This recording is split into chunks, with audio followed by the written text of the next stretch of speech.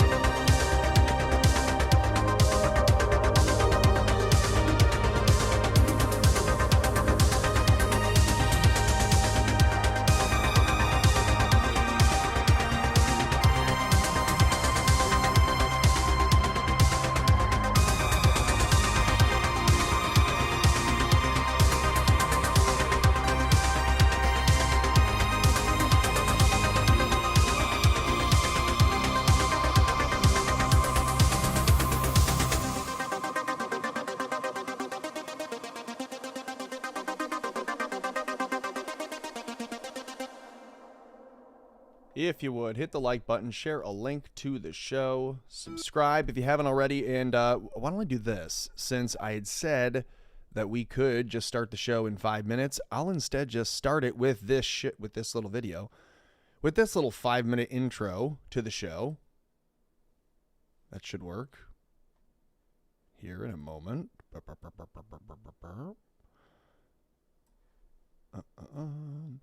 Take this as a minute. If you would, hit the like button, share a link to the show. Make sure that you're subscribed if you have not already done so. And then share a link to this little production with a friend or someone. Put it on your profile or on your feed or whatever. That'll help. Okay, here you go. Yeah, some of this stuff sounds a little crazy, a little kooky, but some of it is a legitimately worth asking series of questions. All right, watch this. I'll see you in 5 minutes. You can never find truth. All you can do is find false, drop it and get rid of it. And eventually, when you can't get rid of any more false, what you're left with is the truth. How much false can you find? And there's lots in history. I was looking around the internet and came across the images of the 1893 Chicago World Exposition. And it blew my mind because it looked like ancient Rome in the middle of downtown Chicago. And as I looked at it further, well, here's another one in Philadelphia, here's another one in St. Louis, in Buffalo, in San Francisco, and then as soon as they were done, they tore them all down and threw them in the garbage. That just told me there's something wrong with all of these. The story of the expositions is a gigantic lie. And I think it's so huge of a lie because I think they're right at a bridge point when so many things about the 1800s that seem strange and weird, right as this sort of period ends of unbelievable strangeness, and all of a sudden these fairs spring up all over the world with impossible buildings we're talking about, which are colossal structures. Chicago built 700 acres of fair in supposedly less than 2 years. St. Louis built 1,200 acres of exposition buildings. One of the buildings in Chicago, the manufacturer's building, would house 300,000 people. There's a giant statue in the middle of the lagoon. It was called the Golden Lady, and it was known as the Statue of the Republic. It was 65 feet tall. They say it was covered in gold leaf that had copper underneath, but others speculate it was actually made out of solid gold. So you're talking 65-foot high, potentially solid gold statue. We're talking giant structures and looking like ancient Rome with towers and domes and columns and the most fine, ornate pieces to them in these record, unbelievable times. Then as soon as they're done, chuck them in the garbage. Like Jackson Park is a swamp. So supposedly they had to drive down tens of thousands of wooden stakes in order to support the weight of everything. They dug out massive lagoons, lakes. They had a canal system that ran through the entire exposition. They also had an above-ground electric train. An electric train, well, where's the electricity coming from? That's running around the park. They had a moving walkway down by the shore. Not enough people are asking, where does this technology come from? Just to frame it, if I'm not mistaken, the Chicago Fair was the first time people had seen electric light. Tesla's the one who got the electricity contract for the Chicago Exposition, and it was certainly more than all of the lights anyway that were in New York City at the time were at the Chicago Exposition. Now, it must have been mind-blowing for most of those people who had only seen gaslight or candlelight at night to see that city lit up in such a way. Again, count the way it's 1901. We are told, whether it's true or not, the idea of being able to electrically do anything hasn't been around that long. And this fair is bizarre. This is supposed to be Tesla's fair, where he managed to somehow move electricity from Niagara Falls to Buffalo for the fair. No one's really explained how he actually did that. And at the middle of the fair is a 395-foot-high electrical tower, on top of which, of course, is a female golden statue called the Goddess of Light. And this thing was lit up by, some suggest, 500,000 electric light bulbs. Again, when you look at the photos of this thing, it's just, where do they really get the power from? I mean, think of what it would take today if you had a place with no electricity and no way to pipe it in, the generators that would have to be built. For example, there's a building that went up for the Barcelona exposition in 1888. It was claimed to be the fastest built building in the world, 5,000 square meters, capacity for 2,000 guests, 600 rooms, 30 apartments, and it was supposed to be built in 53 days. This is supposed to be a time of horse and buggy. The 2-year building times are actually impossible unless the two most likely theories would be either A, they had a technology that they're not supposed to have, and it really was built in that time frame. Even if they built them, they had to build them out of marble and stone in record time, or the buildings were already there. They'd been there for hundreds or thousands of years, fixed up, refurbished, repainted, hence the term whitewashed, which is the term that was used for the Chicago Exposition, which was paint all the buildings with this brand new spray paint that they had just developed to spray paint all the buildings in record time. So you couldn't tell if anything was old or anything was new. How long did these things tend to stay open? When they built these things, supposedly over 2 years, which is the narrative, how long were they there for? About 6 months. 6 months for the public to come. And then what was amazing, for example, in St. Louis, 2 days after the fair ended, they brought in a demolition team from Chicago with explosives and blew the thing up. They actually used dynamite to blow it up, and they say threw it in landfills. Things like the World Fairs shows there was a time in our past, and even not that far in our past, where humans seemed to be at a completely higher level. Human living and human knowledge were constructed into the buildings using cymatics, using sacred geometry. These fairs, they're so important to study because the history that we know right now as history was invented at the time these fairs were going on. One of their underlying nefarious purposes was to teach a historical narrative to the population that they were supposed to believe and agree with. And scarily, the world we're walking into today is in some way, has its origins during the time of these fairs. Yikes. Yeah, we have a lot of made-up history, a lot of people who believe a lot of made-up things. So it was worth positing the question at the top here. The World's Fairs, I've never been to one, have you? They look very interesting from the history books. You see the photos of them, and it's an event that, if you're like me, you see the photos of the World's Fair in Chicago, the Chicago World's Exposition, where they called it the White City, and you think, geez, that'd be a cool place to visit. If only we had a time machine. I would go check that out. There's a lot more fun things to talk about here, but I welcome you to the show. It's a little after 6 o'clock. Appreciate you joining. If you would, hit the like button, share a link to the show. I have a few new buttons on this little button maker over here, and so to just make sure you heard them all on the intro, and if you hadn't, we're going to get to it. The source for this. She's probably pregnant with my fucking hybrid baby. I told you I'd have that on a trigger in just a minute, and it took me a day, so. It's been a horrible experience, and Nobody will believe me. If I call the police, they're gonna tell me I'm fucking making it up. Truly. Fucking horrible. So we'll talk about my favorite new internet video, if you missed it from the other day, here in a little while. But first, some things that we did not see yesterday that I wish we had. Maybe it was 2 weeks ago. We talked about this little, what would you call him? An e-girl? I had said last year that Clavicular is like a trans man. He's like he's doing all the things a trans person would to try to be more manly. He's taking the hormones. He's doing the shots. Whoops. Double whoops. There you go. He's doing the shots. He's taking the synthetic, the hormones, all the things. He's claiming to hammer his face, which is basically trans-coded. He's living a very trans-coded life. And I said this a while ago.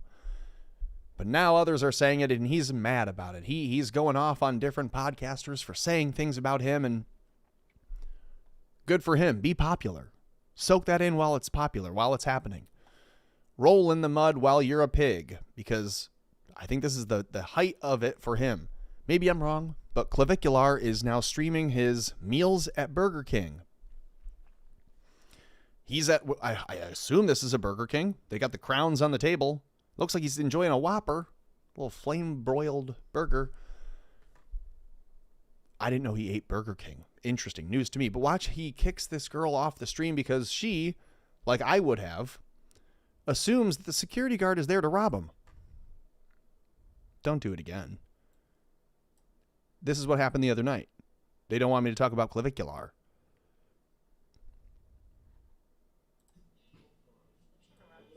Oh. Who's trying to rob me? She says, oh my God, he's standing so close to us, just watching us. He's going to rob us. The one who's Which right one? there. Who? No, you thought his security guard was a pedo? Bro, you're actually He said zip, like something zip, and I was like, Yo, wait, right here? yes, I'm sorry. The security guard's going to rob us, everyone. What the fuck? You know why she Now look at these little kids that he's hanging out with. These, Yo. look at this is who he wants you to think he's interested in. I've got Clavicular pegged, not literally, pause, but I've got him figured out. Ladies and gentlemen, we've got him figured out.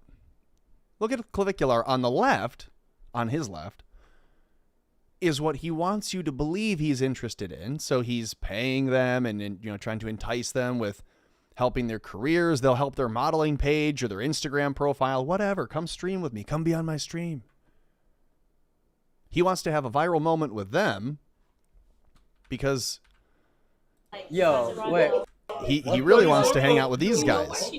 These are his actual friends. These are the twinks that he's going to be hanging out with later. I don't know if this is like the glue that holds these two over here together or what. Yo. Yo. Yo. I know. Is it the black people in Yo, man. Oklahoma?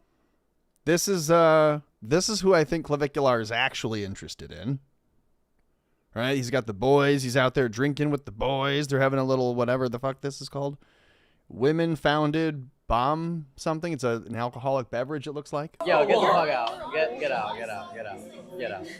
No. She saw black and she thought, whoa. Get out. Yeah, that's good. That's good training. I don't know why she's even there in the first place. Bad training. Oh. You're a fucking bitch, dude. That's crazy. He's smirking and smiling because he knows it's funny. That's funny. I'm not PR training. My God.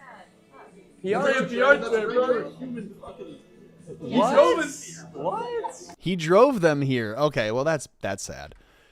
So Clavicular's having a rough go. And now I bring this up because the other week we showed him dancing in the club, if you can call this dancing. Grabbing a woman by her arms and shaking her back and forth like she is like a vending machine that owes you $1. Didn't spit your Butterfinger out, so you're... That's how he was dancing in the club, having a meth moment. This moment brought to you by methamphetamine. So here he's doing the exact same thing. Now she is a little bit more grounded, this Sydney Sweeney on anorexia. over here. She at least responds a little bit better. She's like, She doesn't just fully let him shake her against the speaker at a club. But it's still pretty bad. Watch the neck grab. He's like, you're not into this? You're gonna be into it.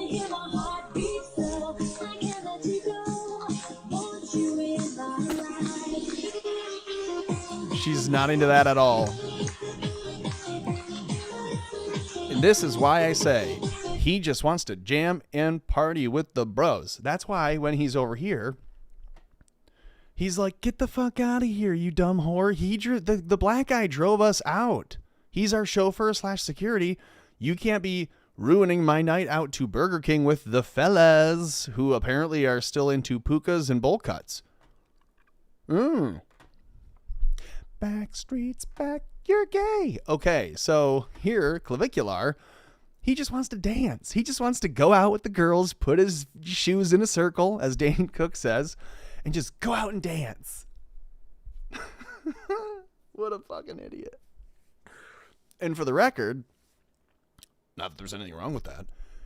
If you want to go be gay, dude, go be a gay, but don't buy these models off of Instagram and tell them that you're going to help their page and blow them up and all these things, and then put them through this. This is sad. Someone tell him. Someone pull him aside and say, dude, just whatever it is, the neurodivergency that you have, you don't have to keep paying women to be around you. This is sad.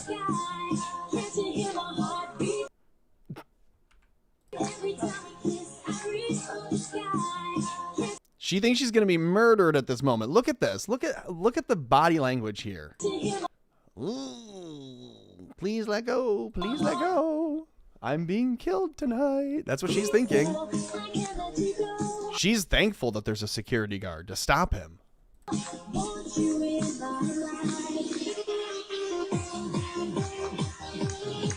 A week ago when I said he would have been perfect for the Jersey Shore, was I wrong? That's exactly what we're seeing right now.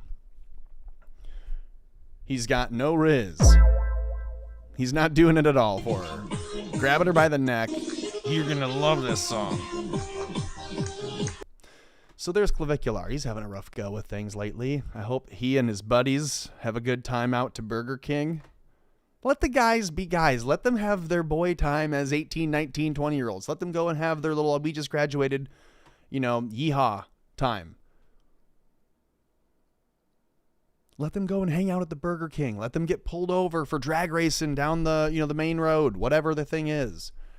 But he's mixing both. He's like, I'm trying to run a nightclub and be a promoter and have women come and be promoted on my stream. And also they're a little racist, which I think is funny, but I got to pretend I don't. And also he's got the gay guys with him. So he can't, he's mixing business and pleasure. Not good. We'll move on to another person who's also mixed some business with some pleasure. Here, Patricia Heaton. You remember her. I was surprised to find today that I've been blocked by Patty Heaton. She's the mom from Everybody Loves Raymond. I should say the wife. The mom is long dead. Yeah, Doris, whatever. No, it says she's blocked me on Twitter. And so is Peter Boyle. He blocked me on Twitter too. Everyone, no.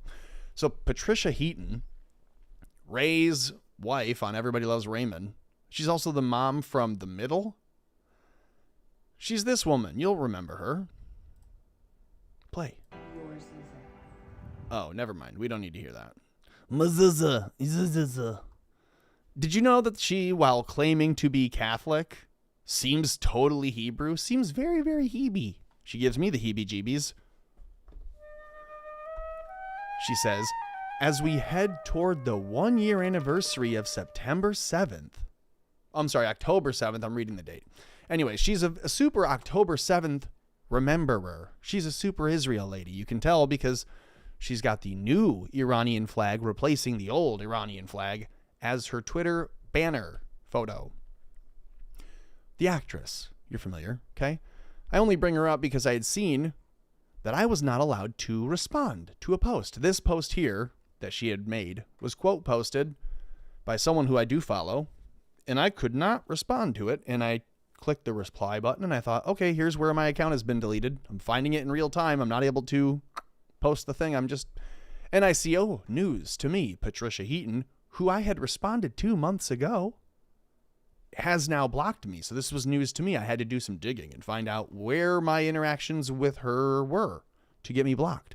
And then it occurred to me, I remembered very quickly, she is in the Epstein files. She is copied on some emails and has a delivery notification success, whatever, in Jeffrey Epstein's Gmail, Ymail, his Jmail. Patricia Heaton, the actress, who we've seen and you can track on her social media, all of her different trips to Israel, all of her fun little, ooh, I'm going to go into this place. Oh, it's so pretty. Everyone look here. Oh, wow. She goes to Gaza and says, oh, there's no genocide. She goes to Israel and says, oh, it's so beautiful. Patricia Heaton, the Hollywood actress who claims to be Catholic. But then you saw her profile. It's all about Israel on October 7th and Gaza, Gaza, Gaza. So here I look, I'm like, I can't see her posts anymore because she's blocked me. But here she was in the Epstein files. She posts this in March 8th. Tucker Carlson, Israel is ugly, me. And then here are a couple nice photos of her, Patricia Heaton, after a nose job in Israel. So I had quote tweeted her and just let her know. We all know. You can find her. Go search her name in the Epstein files. They're there. Does that mean that she assaulted a child or has any blackmail at all? Maybe not. Probably not. Probably means that she was on an email chain, but that won't stop me from telling her when you're going to, promote and boast your Israeli connections, we're going to shame you for your Epstein connections. Fair enough. Okay, it's 6:15, almost. If you would, hit the like button, share a link to the show. Let me triple check and make sure that we are live over on YouTube and on X and on Pilled.net and on Rumble and on Odyssey. 5 wonderful. Okay, I'm going to flip you over to this. The other day, we watched what I have told you now is one of my favorite, if not my favorite, internet video, at least for the time being. I've got a few new... She's probably pregnant with my fucking hybrid baby. Few new drops on the board from it, but I don't want anyone to feel left out. So you can go back and watch the other night's show and see it in its full context and all of my live reactions to the video, but I've also found the source so you can watch it again here and I won't interrupt. And so for that, hit the like, share link to the show. Here's 5 minutes of this guy being assaulted and his recollection of it with Bigfoot. Where it happened, back here in this dry creek bed. I was back here looking, I thought one of my dogs was back here. And I was like, how'd the dog get out of the yard? I saw a bunch of, movement. And then I got back and, well, maybe it's a deer. And then I was worried about my dogs because there's a lot of Bigfoot and Sasquatch in this area. I didn't have a gun with me. And so I got back here and that's when I saw the female Sasquatch. She tore out of the bushes, knocked me down on the ground, and I thought she was going to kill me. I'm like grabbing for a gun, and then I realized I didn't bring a gun with me. I didn't have a dog with me. I was back here by myself. I was terrified. I was so terrified. It was so scary. And I wouldn't be back here right now, except I feel the need to get over my fear. And what happened. And what happened was as soon as I was knocked down on the ground, she starts ripping my clothes off me. She did. She pulled my pants off me, and I'm like, oh, great. What? She's going to kill me. They're going to find my naked body here. It's worse. It's worse. As soon as she got my pants off me, she started, jerking the ween. And I'm like, whoa, that's not going to work. What are you doing? And then the next thing I know... Keep in mind, this is a big Sasquatch, comparable to a big hairy Russian woman.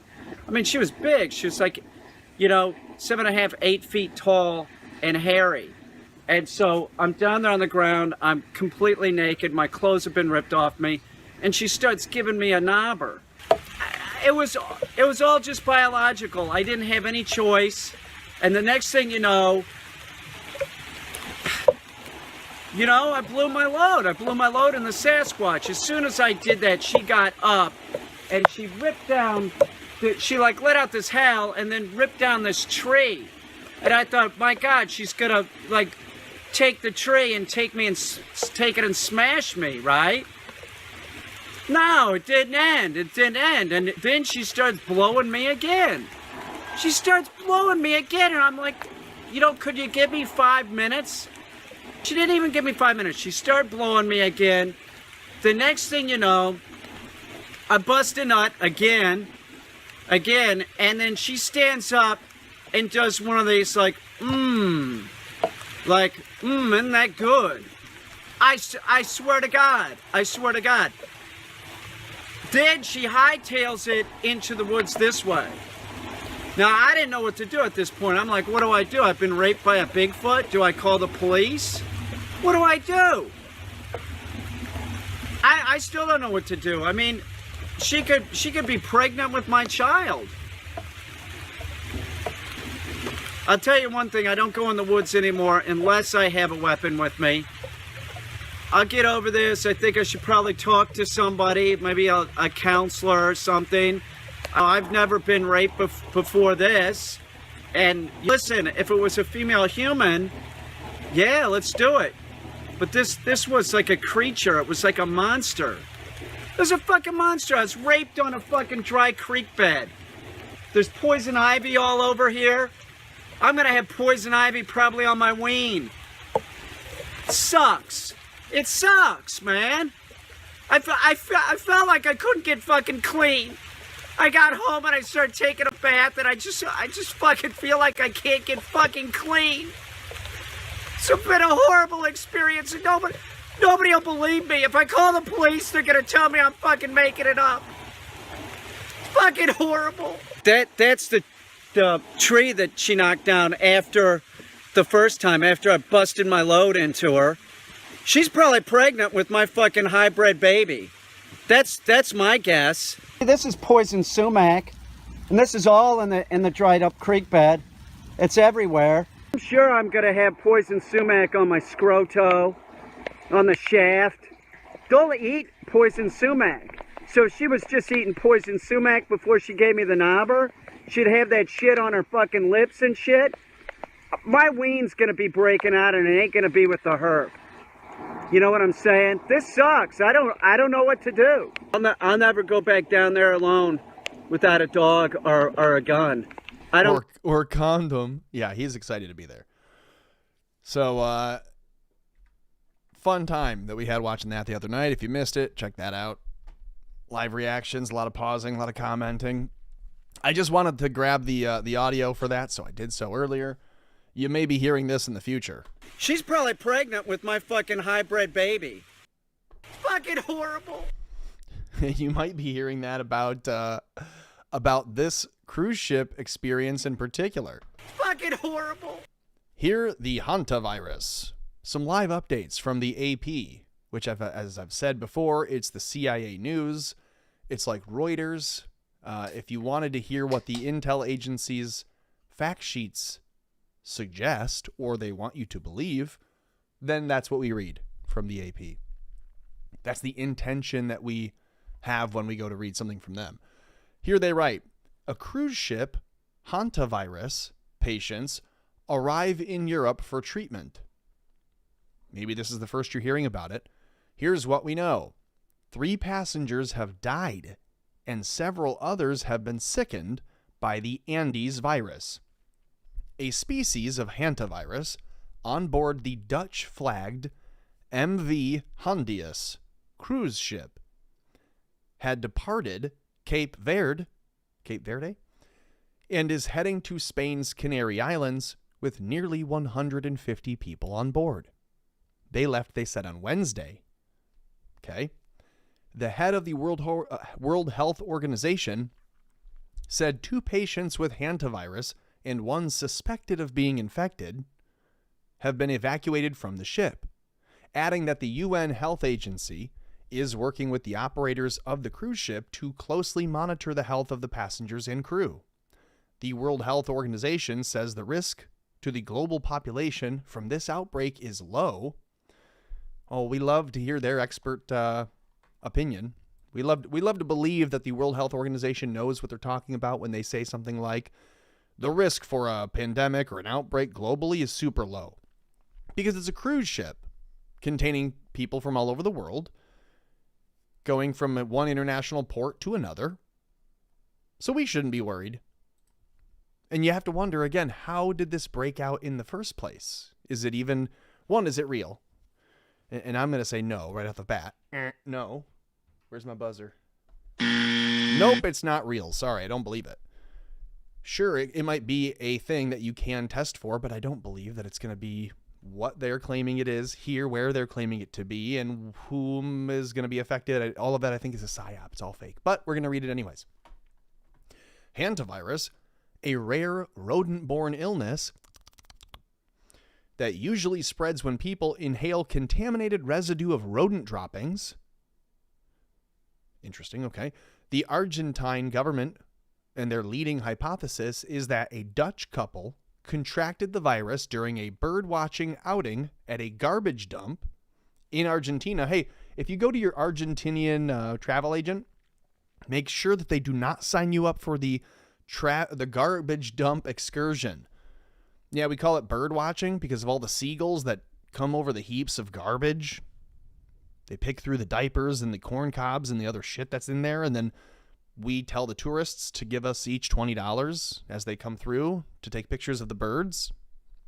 So they're at a garbage dump, breathing in the fumes. That must have been how they caught the hantavirus, and then they got on the boat, and that's how this all happened, they say. Okay. I don't know if I believe that. I don't believe it at all. Not for a second. Just like when they say the coronavirus came from a wet market, just a couple of feet away from the lab that makes coronaviruses, but it came from the wet market. Someone must have bought a bad bat. Yeah, okay, yeah, and someone must have gone to the garbage dump and went, honey, hey, I've got some good Hanta over here. Would you like some? I don't buy it.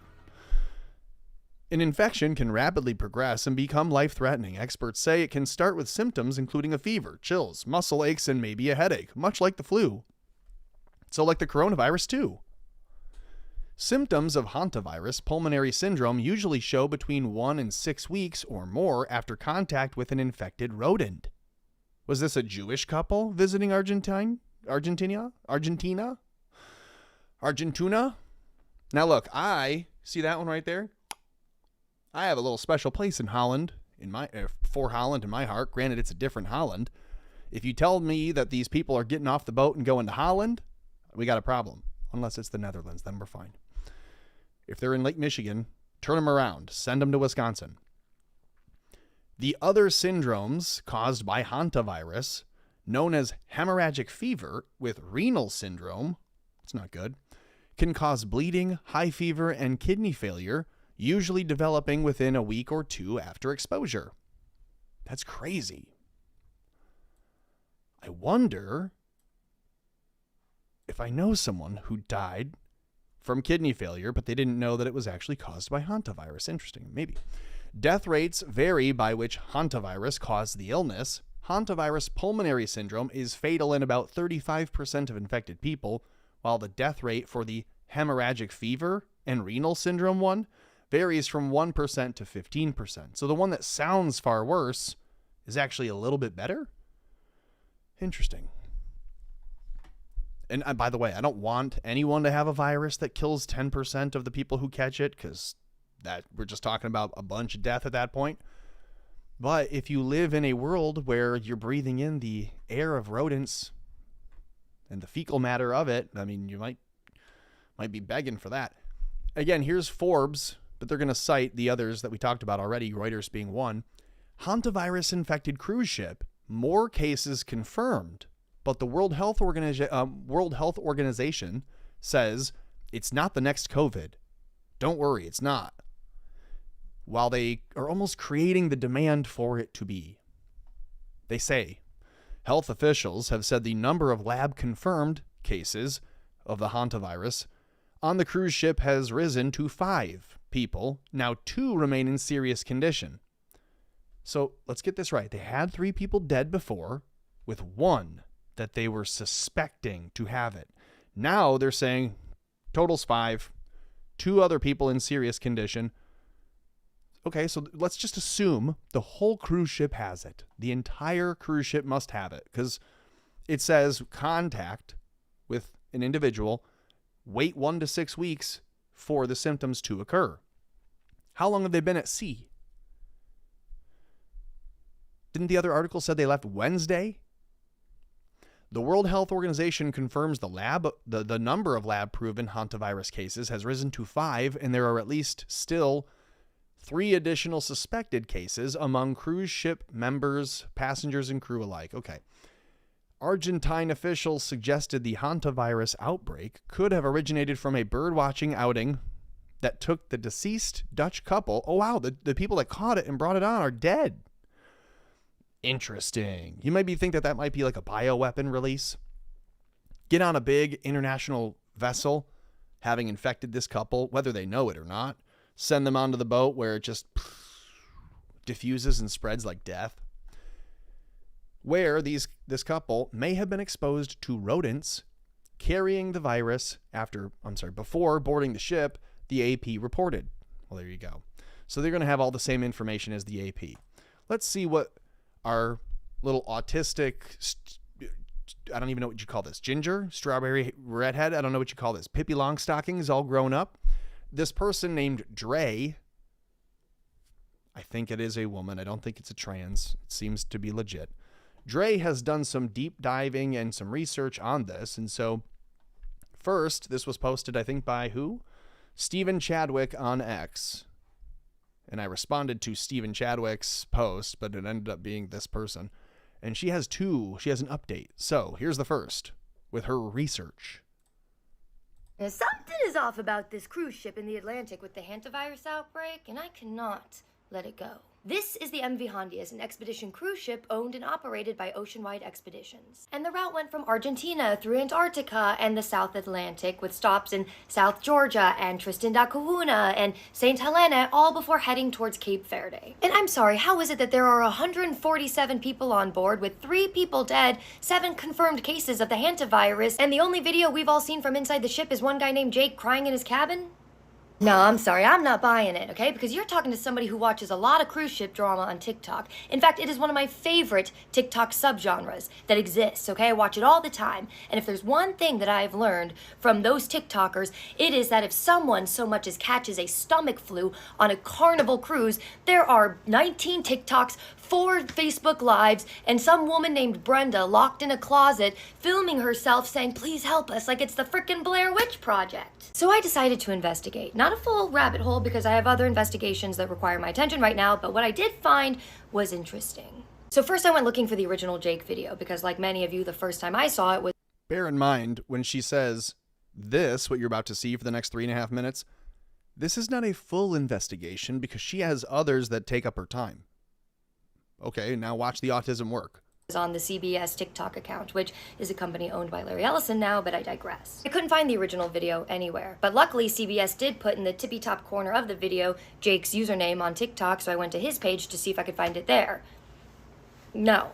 So I started scrolling through Jake's page and I learned that he is a Boston travel content creator and he's been to like hundreds of countries, although none of his videos have gotten like a super high amount of views, but yet he's got 5.6 million. I just know that's weird. Anyways, he's got sponsorship links, he's got collaborations, he's got a Yahoo email, and if you go over to TikTok Shop, he's hawking a bunch of, travel consumerism junk. And I'm scrolling through his posts, and he's got this weird PR statement as one of them. Mind you, he didn't even post the video that he sent to CBS on his own account, remember? So I don't know, it's weird. But then I hit this penguin video from the trip, and it's a stunning video with a high-resolution camera, and I mean, look, the sky is insane. I'm going to pause this just to give you a hint. I think they have hired social media influencers to become crisis actors to play the role of having actually been involved with this initial staged psyopic event. If the event didn't actually happen and isn't actually real, but it creates a real enough pretext for all the other bad things that the governments of the world are about to do, then they need to have something that looks organic. So they reach out to the travel social media influencer and they hire him and they say, listen, you're making this from your little sales item on TikTok, and you're making this from your revenue, and you're making this from your sponsorships, and you're making this from your other collaborations. We'll make you rich beyond your wildest dreams, but you now have to play the part of the person who is on the boat, and you'll make a video just like all your other content, but we'll use it in the news, and it'll be legitimized, and it will give our story credibility, the fact that you were there. That's why it's not on his real page. It doesn't match all of his other content, but it looks real enough. That's my thought. It's clearly very beautiful. But just keep in mind what this sky looks like, okay? Because it's gonna come back later. In fact, his photos and videos are so beautiful, it is kind of hard to believe that it's not AI. No, but Michael.Elizabeth08, I'm with you. So I went to Google and searched for the name of the ship, the MV Hondius, filtered the dates to be before the outbreak became public, and went to videos to see if I had missed anything, because this is the exact kind of trip where you would normally see people posting pictures of wildlife, or videos of the sunset, or rough seas with the yo-ho sound, cabin tours, meals, anything. The only videos are from Jake Rosemarian. This is weird. And then I read about one other passenger who was quoted in BBC and AP coverage named Kazem Hato, also known online as Ibn Hatuta. Sorry if I mispronounced that. This guy. And he sent over footage over WhatsApp to AP News and BBC, and he gave them quotes specifically saying, actually, morale is high. People are watching movies, reading, and drinking hot drinks. 3 people are dead. And then it gets even weirder because he's posting stuff like this on his story. You can pause to read it, but the second paragraph says, this whole situation has been blown out of proportion partly because of one person panicking on the ship whose video has been circulating on the media. One person panicking, but 3 people are dead. And by the way, is no one else getting like super Scully vibes?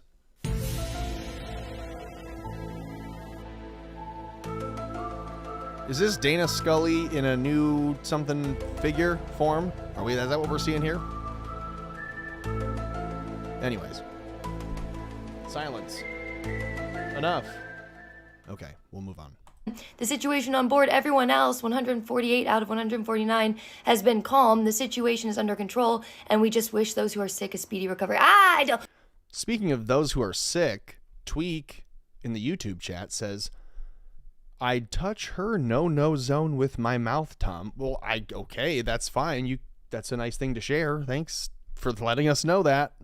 And his videos also look cinematic, except if you'll notice, his sky is blue. His video clips around a lot, but from every which angle. Oh, you're saying that because I said she looked like she could be trans at the beginning? Because her name is Dre. I've never seen a white girl go, hi, I'm Dre. And me not think like, okay, like Dr. Dre? It's the same blue sky. You mean to tell me that both of these content creators were there during sunset and Jake's the only one that got a video with the beautiful pink orange sky? Fools. They think we're fools. I mean, come on, you expect us to believe that after the outbreak happens and people are locked in their rooms forced to quarantine and the only 2 passengers from inside the ship we hear from are 2 travel influencers? Nope, absolutely not. As a dedicated consumer of cruise drama TikTok, I reject this whole premise. Look, maybe the cruise company told them they weren't allowed to post, maybe the Wi-Fi's bad, or maybe everybody on that cruise ship just genuinely has great self-control, in which case, good for them. But I'm just saying, the silence to severity ratio is weird. Whoops. Yeah, it is. It's weird. Especially when you think about for just a second all of the different video that you would see from a cruise ship if you were imagining it to be fully booked up with a bunch of passengers and that they had their cell phones, they had access to the outside world. You'd have someone giving an interview to someone in the news other than just a travel influencer. You'd have the nephew of a person who is on board talking to the news about what the kids, all the different things. You'd hear something. Instead, you just have this clip.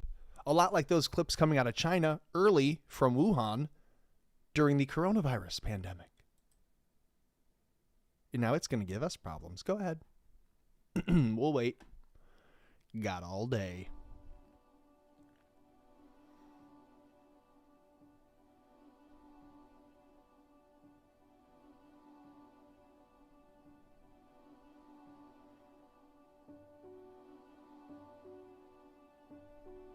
Is this a promo video? Doesn't look like there's any real emergent activity here. Who are they? Is it AI? What are they wheeling? What are they doing? This guy, look at the corner. They're pretending to do this. They're like, oh, come on, but no one's following him. Who are they getting off the boat?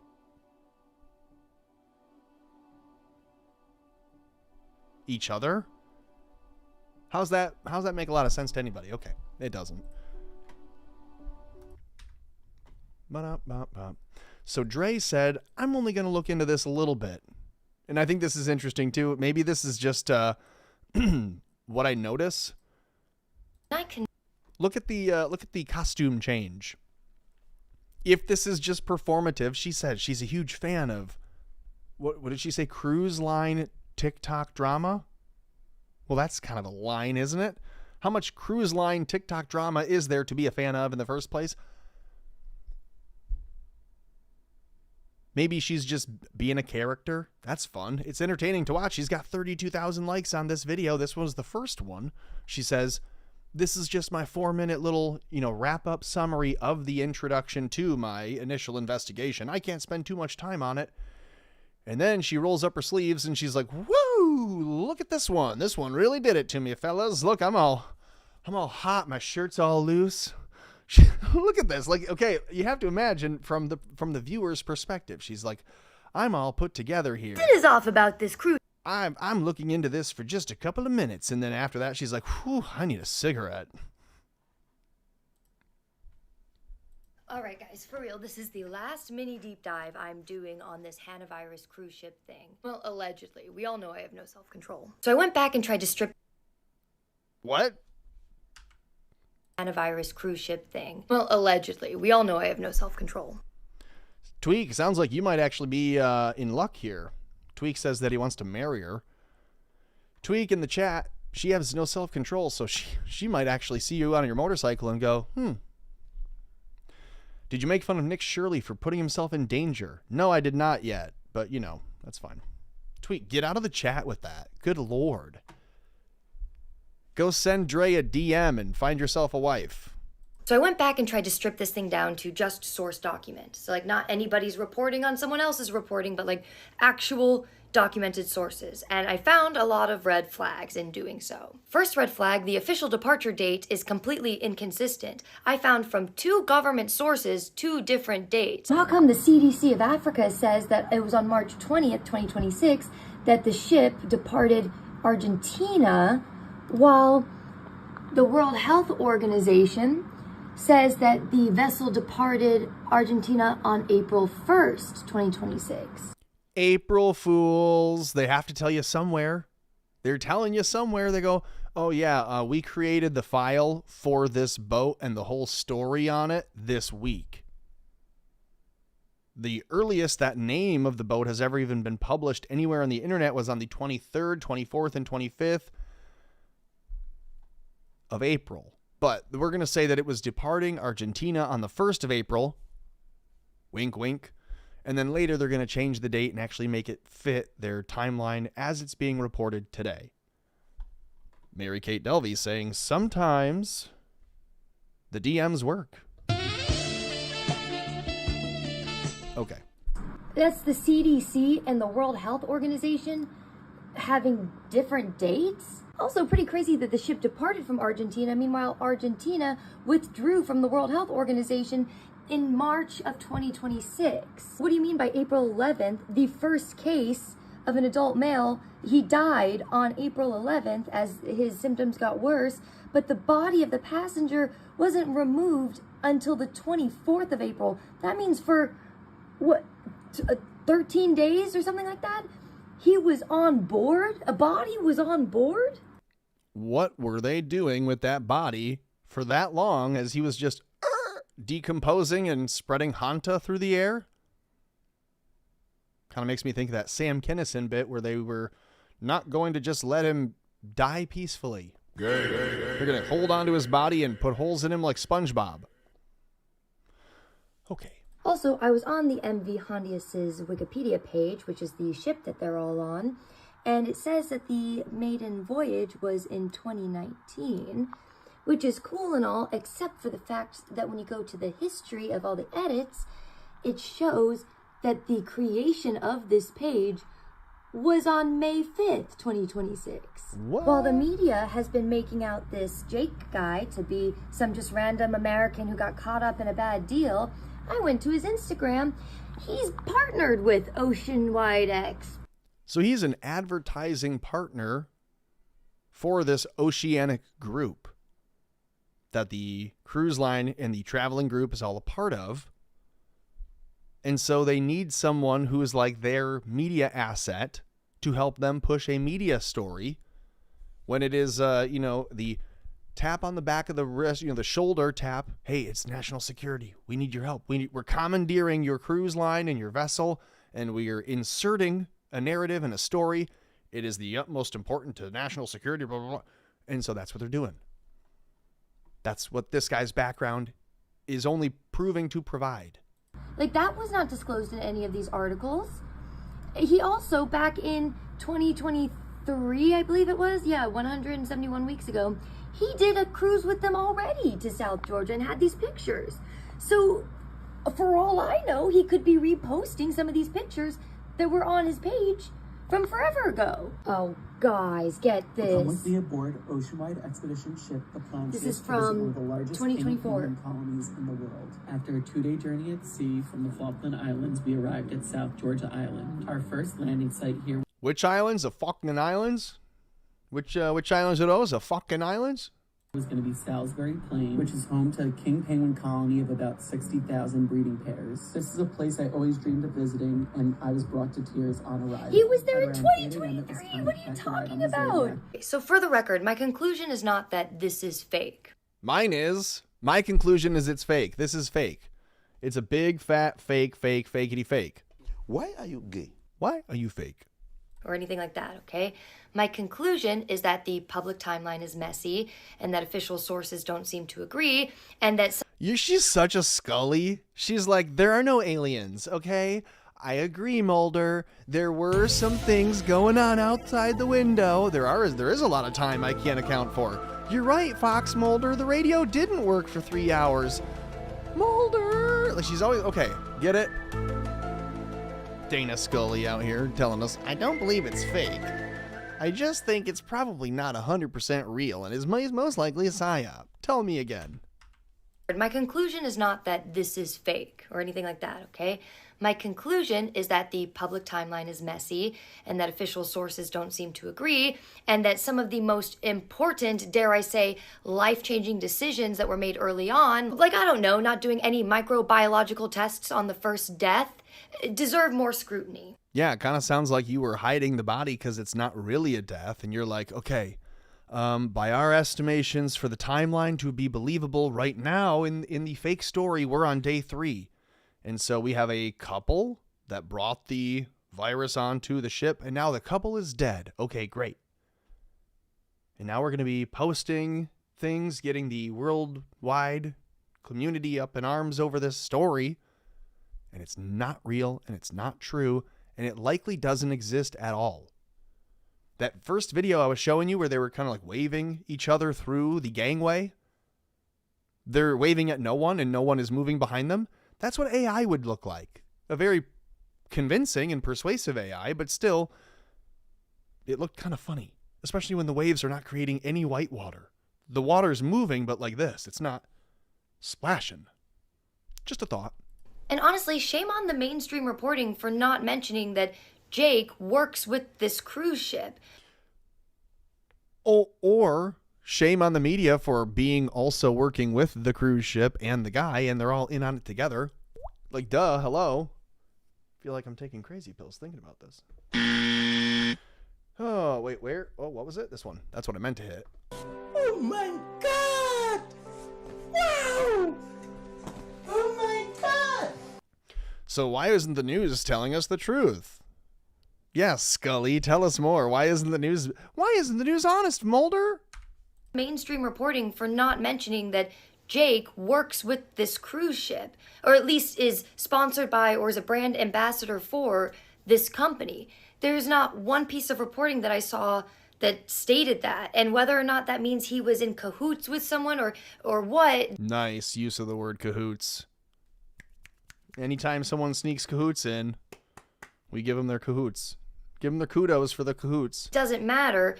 The fact of the matter is that changes the story like immensely. And now he's only one of 2 people that we get to hear from inside the ship. This is not...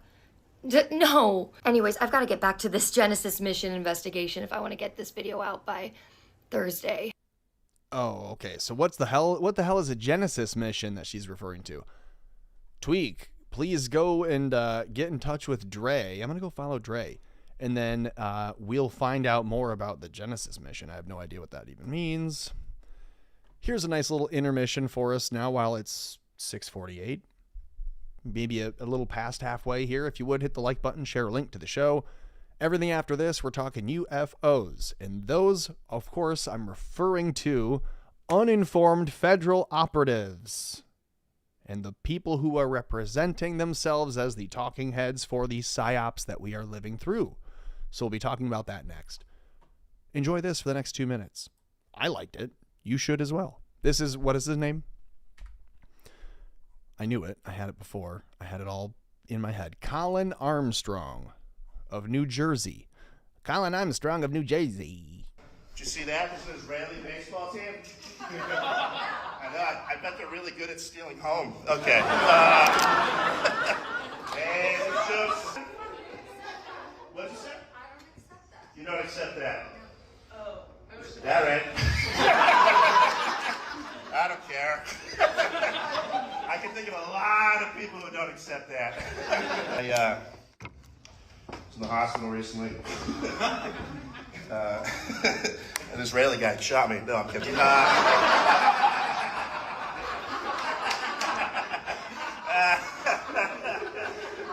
let me relax. Whatever, I don't fucking care. Let me ask you this: Did you accept the Trump joke? You didn't say anything about the Trump joke. I was about to. Oh, you're about to say you don't accept anything. Actually, I kept silent Oh. because I was At first they came for Trump and I did nothing. Historic. Sorry, I'm a history major, so I kind of feel like I gotta be on the right side of it.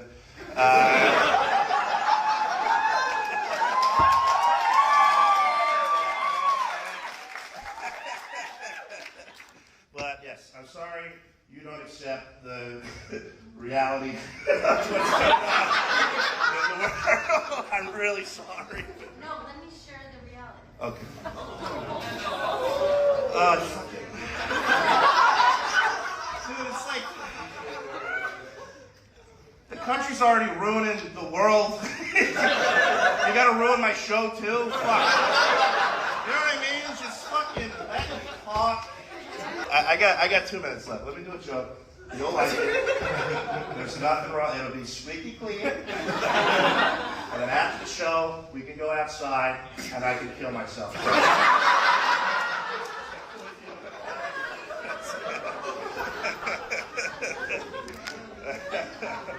Yeah. Kill myself. All right, I do have to go. I'm sorry I couldn't finish the rest of my jokes. One more joke. No. Let's just, I'll try to live in peace. Right? All right, I love you guys. Have a good night. He just disassembled her. Just took her right apart. Jesus, it's a little loud. All right, I'll fix that. Don't know. All right, well, that's fine. You like that? You like a good sense of humor about things? She didn't. She didn't like that at all. That's fine.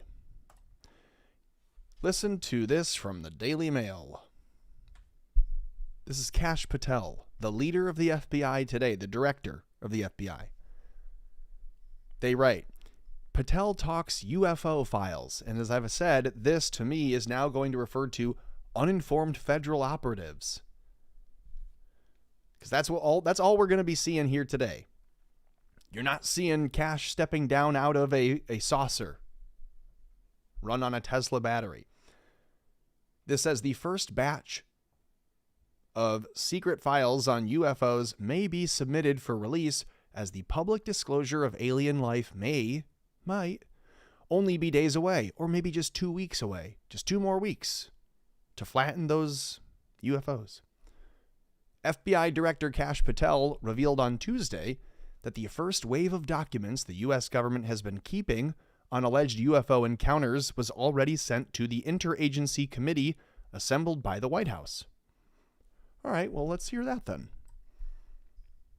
The idea that there would be life on other planets that may be visited here that would not at all shock or surprise me. Have you ever looked into it? We're looking at it. Here's the thing. Again, okay, I want all the details. Here's the thing. Every other president before President Trump could have said, hey, let's look at that and get the American people the information. What did he do?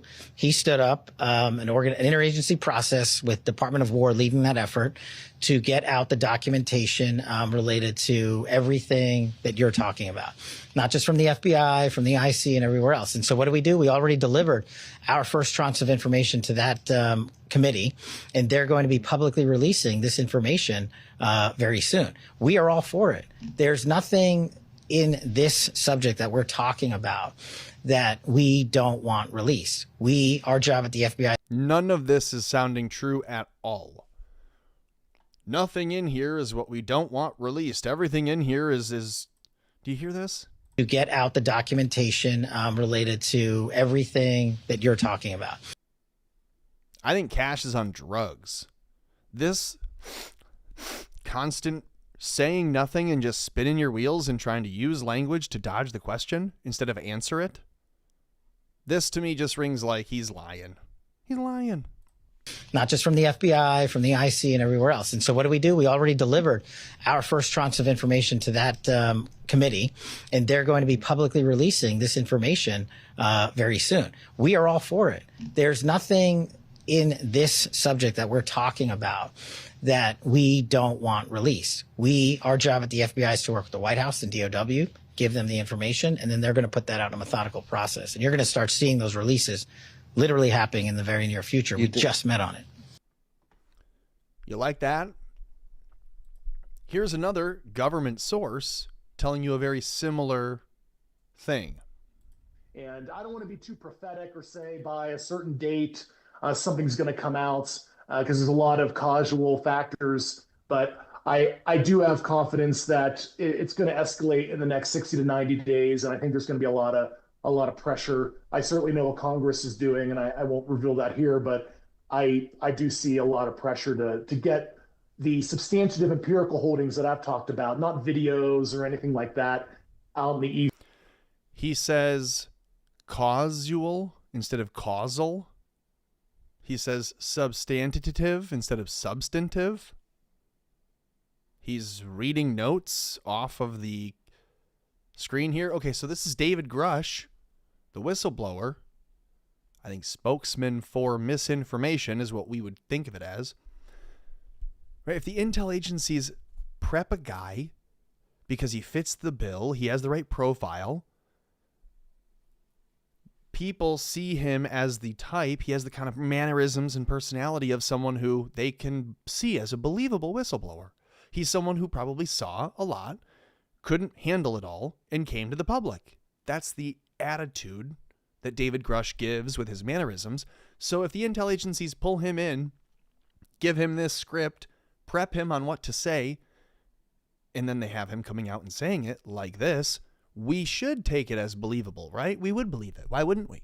Why wouldn't we believe multiple federal assets, both the guy who always lies about everything, that may be visited here. Kash Patel saying he saw Epstein kill himself. He knows there's no Epstein clients to go after. It's all on the up and up, folks. Everyone trust the FBI. We were going to turn it into a museum, but actually it might just be better if we instead commemorate everyone who's ever worked there, lionize the entire organization, and make sure that everyone, forever, always trusts us. Whoever comes through, we're just going to get a big stamp of Borg, and we're going to repeat the Borg line going forward. So you might elect your greatest white hope, and you might have him nominate all your great white knight people to go into those positions, and day one, they're all going to click their heels and turn on you and say, sorry, we have a new master we're serving.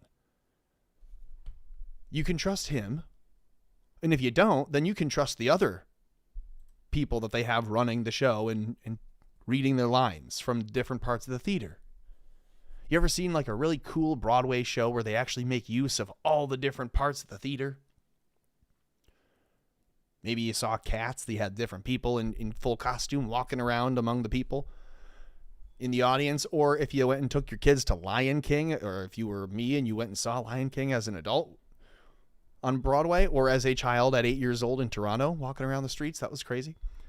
They have all the animals up on the stilts and up on the birds on the sticks and stuff. They have them all in the audience. It's very interactive and pop right out at you. That's the only way I can describe it. That's what they're doing with these stories. So they have Kash Patel up on the main stage giving his lines, but you also have a guy like David Grush popping up in between the rows and going, hey, guys, guess what I just heard in the bathroom? They really do have aliens. And it makes you think, wow, maybe aliens really are real. And it's not that they're fake or real, but that the government wants you to see them in a particular way at a particular time. And that is the description of Operation Bluebeam or Project Bluebeam, if you've ever heard of it. And if you haven't, and they're really hoping you might not have, they're hoping that you'll hear them instead from the church pulpit telling you, when aliens come, what to believe. This from Shadow of Ezra. He wrote, Christian Zionist pastor who attended the secret meeting with government officials about how to reveal the existence of aliens says that the truth and a major disclosure, a disclosure majeure, will come this year from our government. He says non-terrestrial, interdimensional beings are real and among us, and that it will be proven. Well, that we already know is true. If you're a Catholic, you've already believed this. You wouldn't have phrased it quite that way. But again, this is why I say it's not about whether they're real or fake. It's about how the government wants you to perceive them, and when and where and in what frame of mind and perspective and which side you think you should be taking. A moral or otherwise ethical stance against or for. He says many Christians will be taken captive by this, and he, along with other pastors, need to speak out about it first. He says the Trump administration is going to attempt to make history. Well, let's hear that. And again, take all of this from the crazy crank Tommy Borum lens of these people are all part of a psyop. These people are all part of you believing something that may or may not be true. So when he comes out and says, hey guys, I was a part of this meeting and I got to warn you, that's his part of the production. You see what I'm saying? Right? Rafiki and Scar and Simba are all on different parts of the same stage doing the same production. So who's the director? Is it NASA? Or is it Massa? Who are they all serving? That's in front of every believer, every Christian that we possibly can. This year, there is coming a massive disclosure. The truth. God, he's got a nice voice, doesn't he? What kind of microphone is he using? That's nice. That's chocolatey. Sorry. I like the audio. He should be saying nice things. Go on. What was it? As the government knows it, about UFOs and UAPs is going to be disclosed to the population. The Trump administration is going to attempt to make history in an historic announcement where they're going to say that these non-terrestrial, interdimensional beings are real and that we do have unexplained phenomenon among us. This is going to be huge. Many so-called Christians are going to be taken captive by it. We have got to speak on this first. They need to hear it from us first. They need to hear from us what the Bible has to say about it. This is an urgent call to every pastor and church leader, including the ones who mocked me when I released this book and said I'd gone off the deep end. Of course, they didn't read the book. They didn't know what I said about it. It's time for every single pastor. Wait a second. Did we just miss a really great sales pitch? Here, this is Summoning the Demon by Alan something or other something. Who is this? God, we couldn't get a name. Summoning the Demon, AI, Aliens, and the Antichrist. That's his book. Very interesting. Didn't read the book. They didn't know what I said about it. It's time for every single pastor to teach on this. What does the Bible say about non-human entities? Now, The pastors of America don't know. And they've been getting their training for the last 30, 40, 60 years. Skipping 50. Because that would be the Jubilee. From the Jews. Oh, that's not a big deal. The pastors should be taught from the people who wrote the Old Testament. Wrong. Because they neglect the New. So how can you learn from them? If you're going to be a Christian pastor, how can you learn from the people who do not respect the New Testament at all?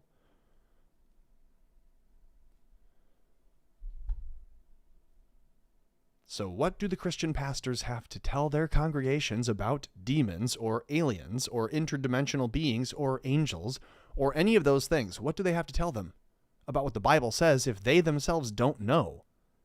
But they know what their friends in the rabbinic traditions would say. What are you being led astray by, and who, and to what end? And how? you have noticed that the language has changed in these Department of Defense meetings as well as in these congressional hearings. They're no longer saying extraterrestrial. They're saying non-human entities.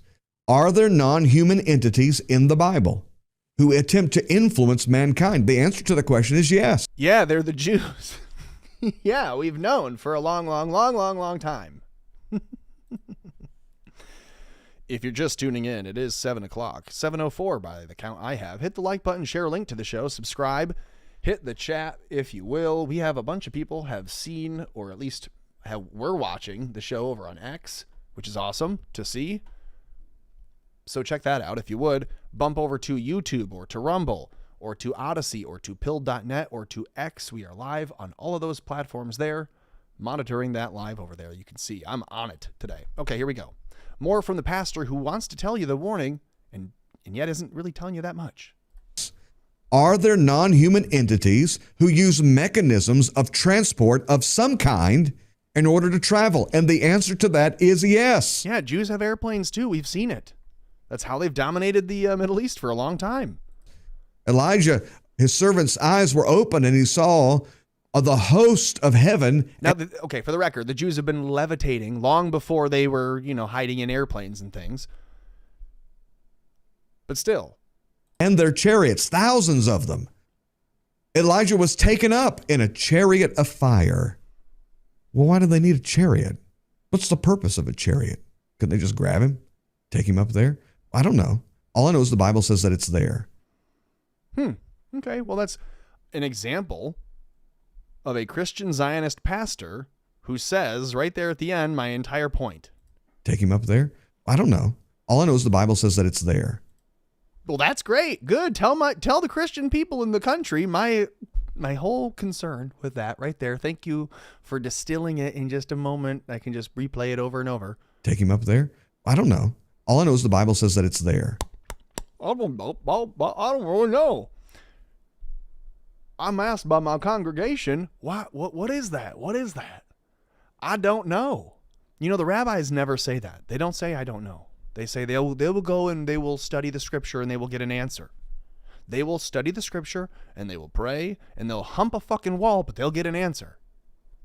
The Christian pastors do not say, we need to study this. We need to come together and have a meeting of the minds. We need to have the Vatican explain some of these things. We need to have the answers come from the church and not from the government. Why do I sound like a better pastor than the pastor? Not to be too humble. God knows I'm not a very good reader, but I have gotten through the Bible a few times. Here from the U.S. Sun, which is like, it's a tabloid. We're looking at Men in Black headlines, which is where I like to read my news. Full disclosure, UFO files release coming very soon, Kash Patel says, as pastors warned Americans may abandon their faith over the revelations. Well, you're not going to get me, motherfuckers. I'm not giving up on Christ for nothing. I don't care if you try to tell me that he was a lady. Not going to happen. Not buying it. And they will try to tell you that. They'll say, Jesus was actually the spawn of Satan himself, and he was a female born male, and that's why he didn't have male genetics, but he was a male and he was a female in male form, and that's why the Jews killed him. Really? The Jews also invented trans. So how would they do? They wouldn't be killing him if that were the case. Okay. Here's another. Christian minister, Kevin Zadai. That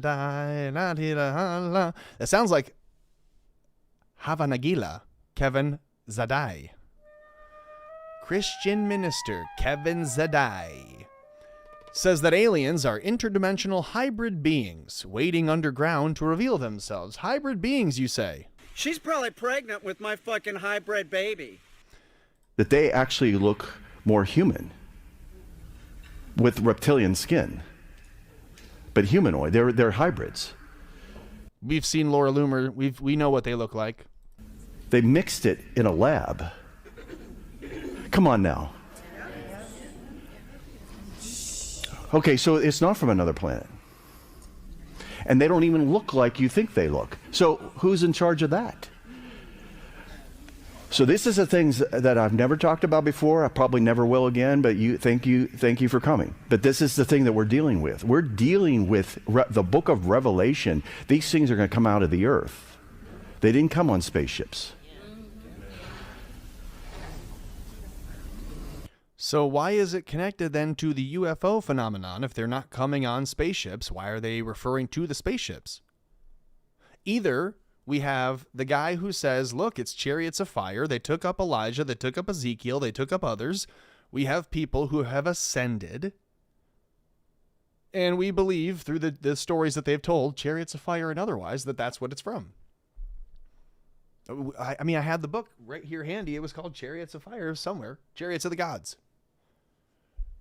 And it's for not 1,000, not 2,000, but like tens of thousands of years. And that's even if we trust the dating estimations that our greatest minds and scientists will tell us. If they find a cave painting in France of a UFO and an alien interacting with a person on the ground who looks like they're doing some kind of agricultural farming, it looks like someone's trying to paint the picture of a UFO flying over an organized farm.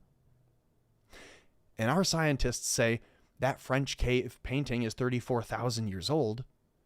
Then you have to wonder, okay, well then surely either they're wrong about the date or we're wrong about when the first humans were organized and smart and being interacted with by the heavenly bodies above.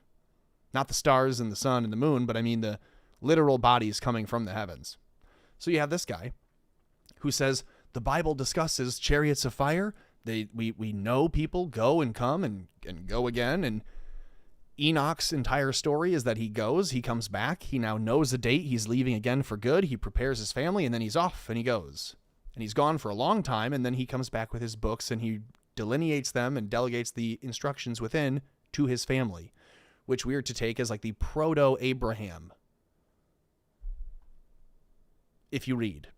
If you're a thumper, if you're putting holes in this thing, then you'll start to make those connections and see it not as like just an allegory or just history, but all of it in one. Okay, so now we've gotten the one pastor's perspective. We have the other, a little bit older, saying that they're not actually coming from the chariots of fire. They're coming from within the earth, and that we're to believe they are angels coming down when really they're demons coming up. For coming. But this is the thing that we're dealing with. We're dealing with the book of Revelation. These things are going to come out of the earth. They didn't come on spaceships.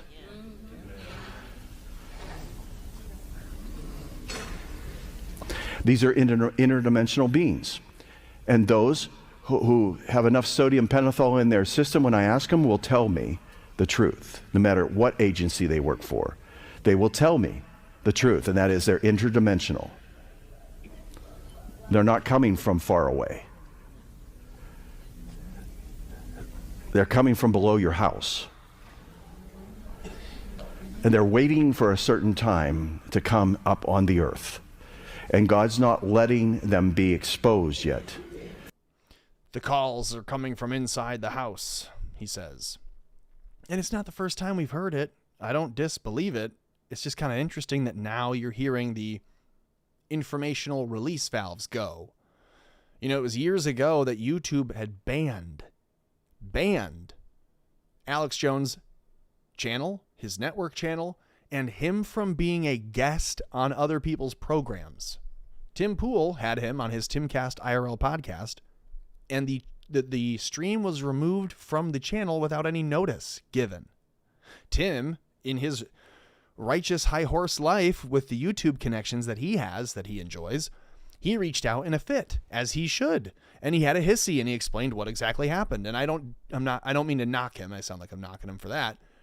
Knock him for a billion other things, but not for being upset that his podcast was removed. But the point made is that Alex Jones has been shotgunned off the internet time and time again for saying this stuff too soon.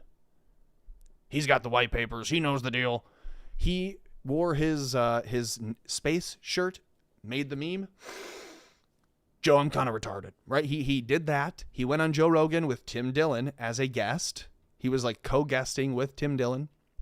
And Joe Rogan heard Alex Jones explain, the greatest minds, the elite, they all believe that they are receiving interdimensional communications from an off-world entity, an off-world intelligence, an evil demonic force, right? You remember these clips. You remember that segment of him, Alex Jones, explaining that to Joe Rogan a decade ago. And people a decade ago said that that was probably the most accurate and honest take based on what we were seeing. If you watched Hillary Clinton, if you watched Bill Ackman, if you watched the other people who are the elite shadow monsters of the world, that makes the most sense. That they believe they are possessed, demonically or otherwise. We would say, in the Catholic Church, we'd say, okay, well, then they're possessed by a demon. They've got demons. In a coven, they'd go, oh, they're practicing black magic and witchcraft, which they admit to doing.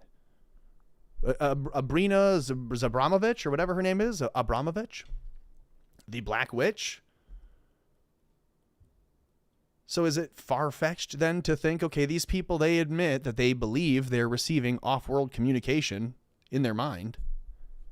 We would say they're not schizophrenic, they're demonically possessed. And whichever perspective you want to have on it, the result is the same. We're all seeing the same thing. We're all just now admitting that that's what it is we're seeing. And so then Alex Jones doesn't sound as crazy when he is saying a decade ago, Joe, I'm kind of retarded, okay? He's not actually retarded, but it's the only way that he can get away with saying the rest of the stuff a decade early. Here we go. Here's Tim Dillon on the Alex Jones Show. What was it? Yesterday? Today? Yesterday? Last night? Here we go. There's aliens maybe in the center of the earth that are interdimensional beings. Maybe they come get you in the middle of the night. Stop bothering us about this war. Stop bothering us about these Epstein docs, by the way. We're the government. Stop, leave us alone. The government has spent the last week telling you there are underground alien bases in the ocean and maybe in the center of the earth. And those aliens are fighting each other and may start to fight you. And you know what the response has been? Pretty muted from the public. Don't really give a shit. Also, you have to admire Tim Dillon's understanding of pop culture and the ongoings of the world. Just give him a simple background. Give him the flat tabletop to work with. He's got the pen, no paper today. And then he's got his Princess Diana Remembrance Bear.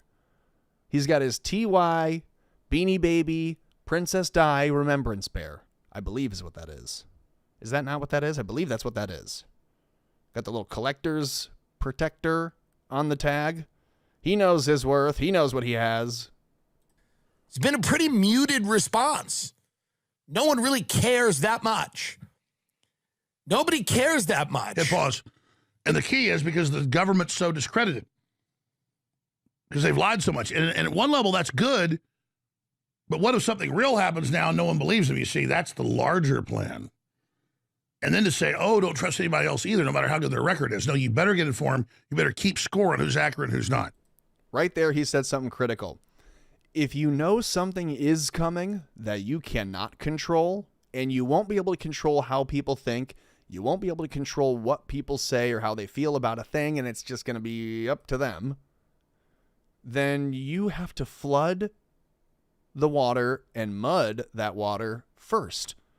Right? If you know you can't stop the truth coming, nothing can stop what is coming. If they think some alien force is on its way, they will first project a bunch of shit into the air, put their best tech up there, and first create the invasion or whatever kind of psyopic, nasty, dumb bullshit in the clouds and in the sky that they want to. They will first psych you out. They'll take all that priming that you have for this, that they're going to be giving to you over the last number of years.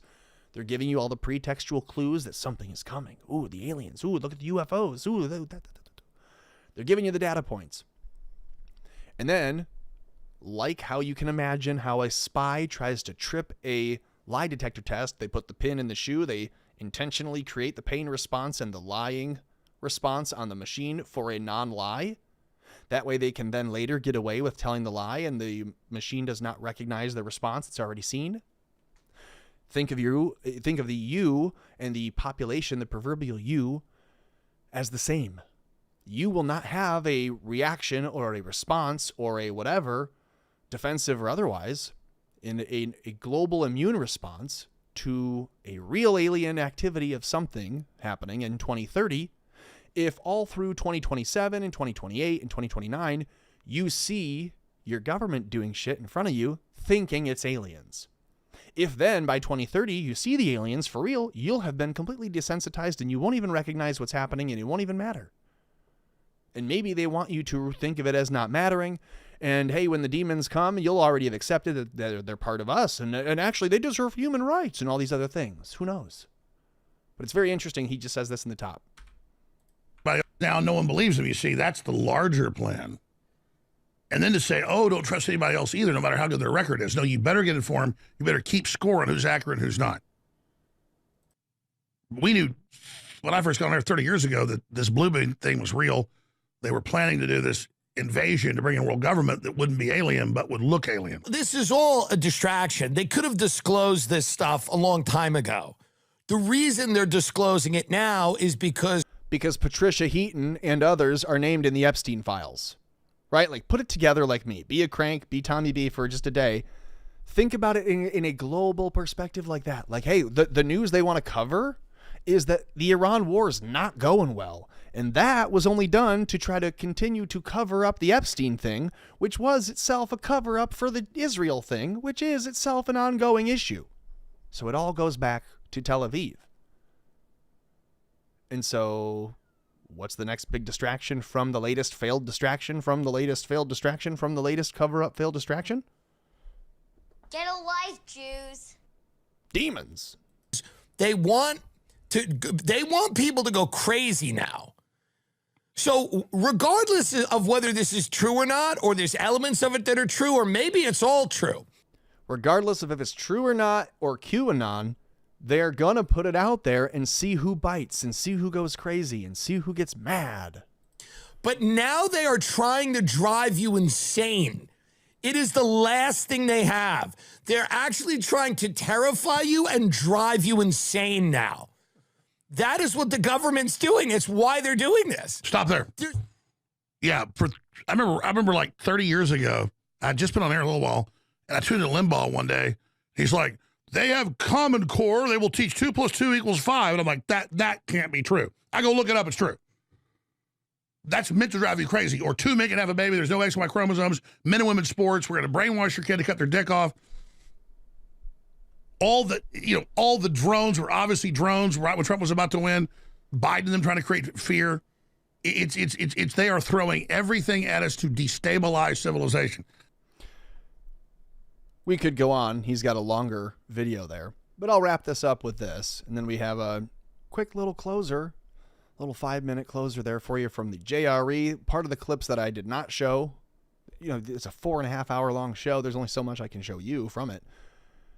So someone else has created a nice little segment. I'll show you the end of that. Or I'll show you the end of the show. That.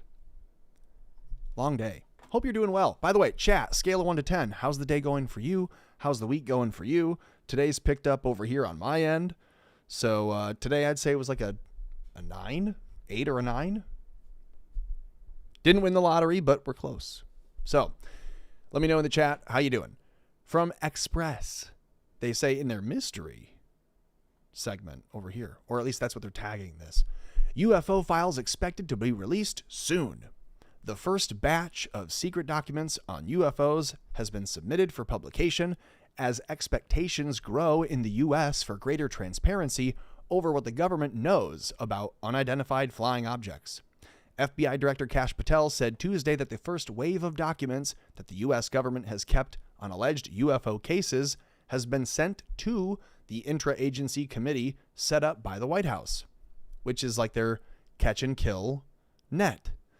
All the stuff the public demands, we need to show the public that we're going to throw it out there for them.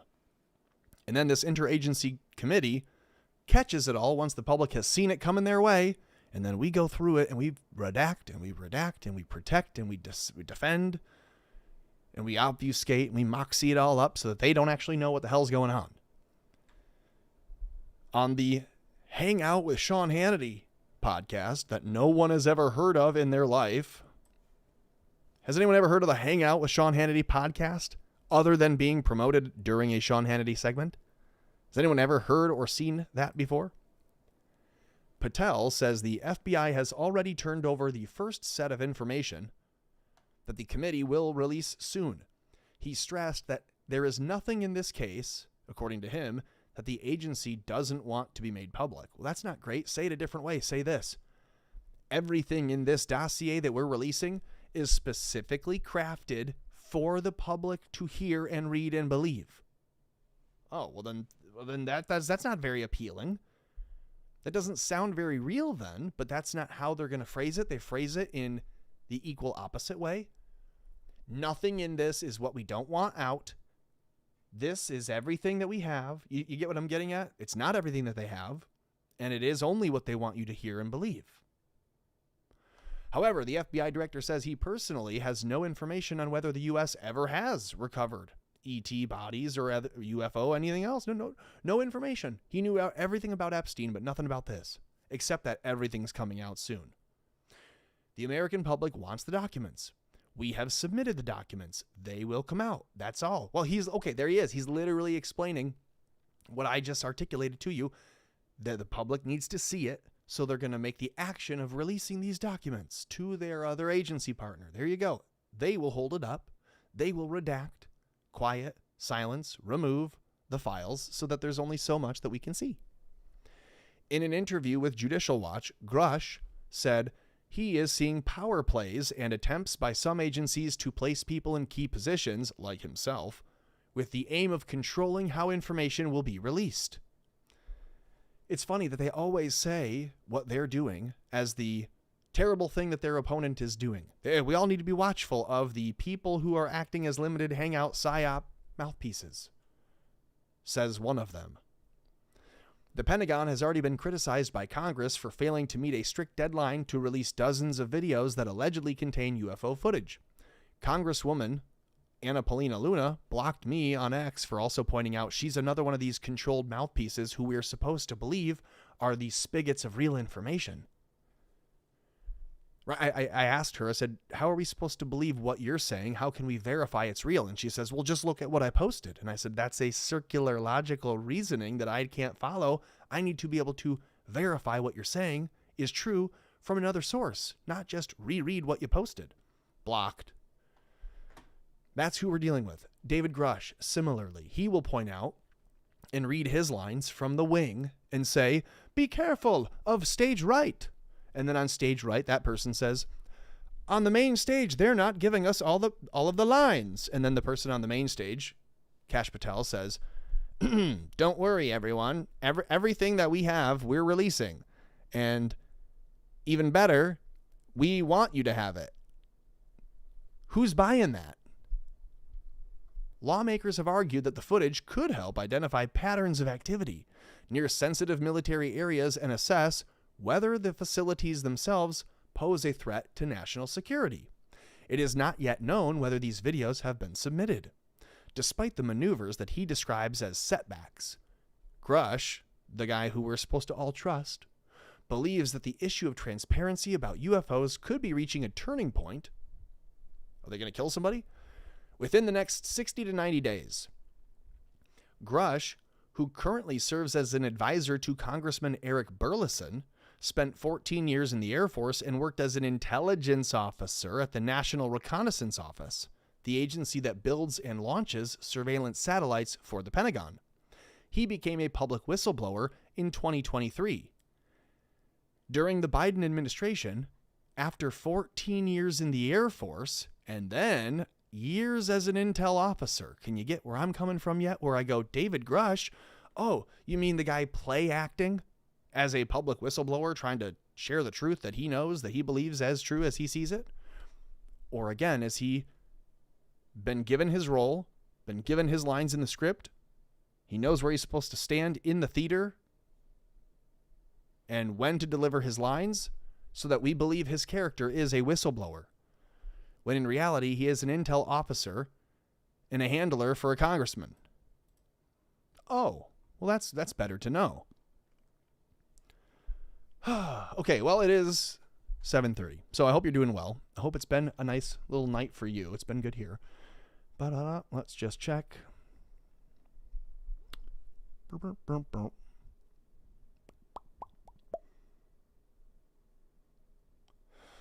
Where is my chat? There it is. Okay, let's just check in with the chat. Ba-ba-bow. Anybody have a number? Scale of 1 to 10. I don't really even mind. I'm just checking to make sure we're all still live. If you would, hit the like button, share a link to the show, subscribe. That would help. You have to follow. As I tell you all the time that I remember, if it's your first time seeing this show, the rule is very simple. You have to subscribe. And then after 2 weeks, if you decide you don't like the content that you've seen, not the shorts, not the video, not the live, nothing, not the posts on X, then just unsubscribe, then unfollow. That doesn't hurt my feelings. I don't want you to watch something that you don't want to see. But I do want you to watch and enjoy and learn. And boy, are we teaching. So hit the like button, share a link to the show, subscribe, follow. Find a link in the description below or go to allmylinks.com/AmericaFloats. You'll find all the links to all the things there. Hit the bell. Turn your notifications on. Go to x.com/TommyBorumJokes. Find me there. And tell the haters. Get a life, Jews. And then we'll watch this for the little outro here. Appreciate you watching. We'll see you tomorrow. Ba-da-ba-ba-da-ba. The Joe Rogan Experience. Well, Trump almost got a shot the other day. Isn't that crazy? What happened? That's the third assassination attempt on that dude. The fucking guy ran. You didn't see this? Bobby kind of mentioned in passing. Assassination attempt? Not it was really. at the White House press correspondence dinner. Where Reagan got shot. Was it Michelle Wolf? Same hotel. Oh, really? Oh, wow, so that the TripAdvisor must be rough on that at the one. correspondence dinner. Was there a comedian there? No. Oz the Mentalist. Oz the Mentalist, yeah. Oz the Mentalist. You was think the he would have host. saw it coming? You think?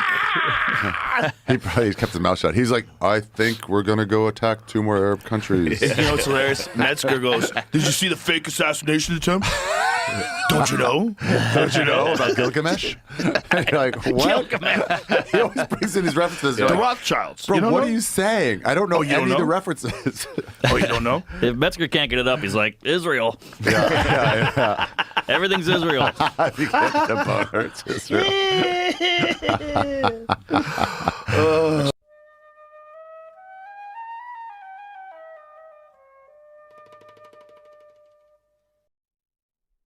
Everything is Israel. That's not even a joke. Pretty good excuse. I'm going to start using Yeah, it's solid. everything. But those Kanye clips you showed me are fucking wild. He's the best. He's so fun. What's nice was the shooter was mixed race. That's nice. Is that nice? That's nice because you're always like, don't be white, don't be white, Or All don't right. be black. And don't I'm be okay with Arab. that. So it's Be a a whole brand new- combo. What was Don't he? be an Arab. Just a Black and American white. liberal. Wow. Nice. Just the standard American liberal. Had enough of the whatever you want to say he is, dictator, Oh, right. Fascism. The whole thing. fascism, pedophile.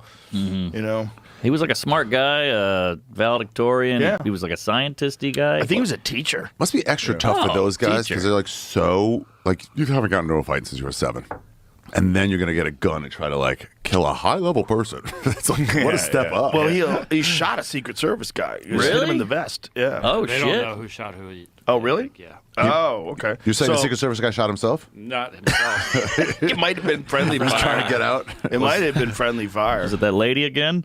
Yes, I think The she was lady there. was the one there. That looks like me? We were joking around about it in the green room. Imagine if she was like, I know I fucked up way back in July, but look, guys, I'm better. Yeah. I've been working out. Yeah. And then this is their second assignment. Ooh. We didn't talk about this part yet. The tweet. This is the guy. Oh, yeah, the time machine tweet. Yeah, this is nuts. So the Cole Allen guy tried to kill Trump. It's not inside the White House, though, right? It was at a hotel. No, yeah. Okay, an ex-account for 2023 wrote a single tweet with that name. With what? So just wrote Cole Allen from 2023. The profile belongs to Henry Martinez, a NASA scientist who's missing. The background image from a website called Time Machine. If you de-digitize it, the 2024 assassination attempt photos appears, but with a hole in the head instead of the ear.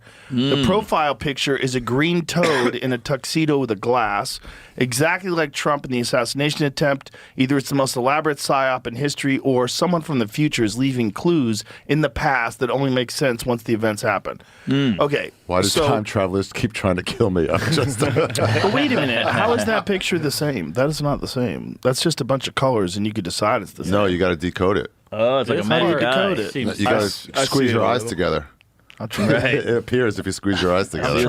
Sailboat. What do you like? One of those Sailboat, things where you could see like words in a. Yeah, it was always a sailboat or a guitar. Right. Always. This is up there. Mallrats. Do you think that makes sense, Jamie? This picture part of it does not make a lot of sense, I don't think.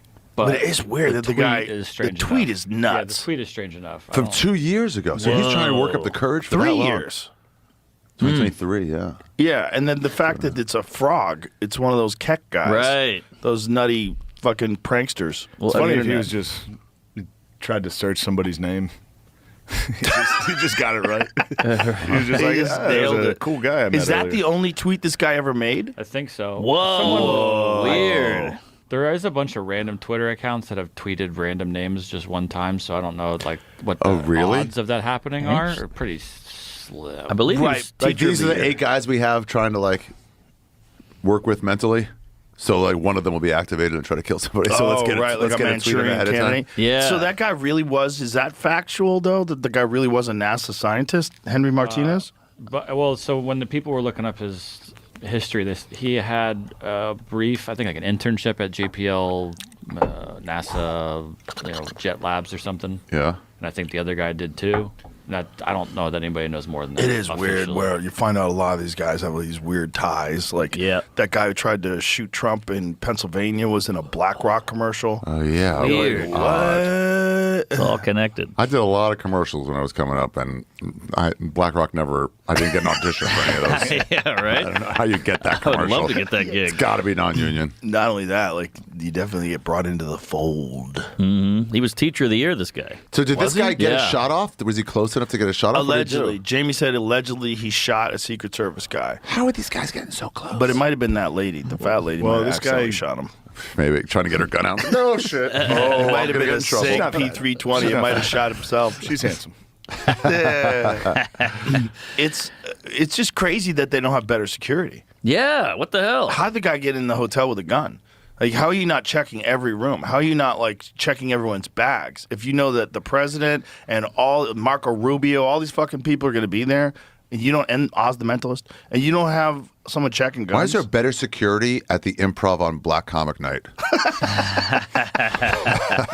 Yeah. Throw up a metal detector. Yeah. It's just crazy that they don't check for guns That's wild. on a day where it's like the president is going to be there. You didn't check for guns. I get it if it's like a UFC sniper or something where it's like we can't check everybody like that. It's like 20,000 people, but like this is so small. They're saying he did shoot him, but I don't. This was the first. Secret I've seen Service of this. agent did not shoot himself. I don't think there's any question of what happened here. That video they're playing is the AI video. Yeah, that's. Well, no, Oh, this what? is the real video, which is blurry. Why? And then Oh, AI, they enhanced it because this fucking hotel has shitty old cameras, Oh. which is crazy. So that that's guy the guy running was the through. guy? By the way, guy's putting in some fucking work there. There's Yeah. some speed. He's got wheels. Yeah, he's he got wheels. moves. That guy can move. Half black.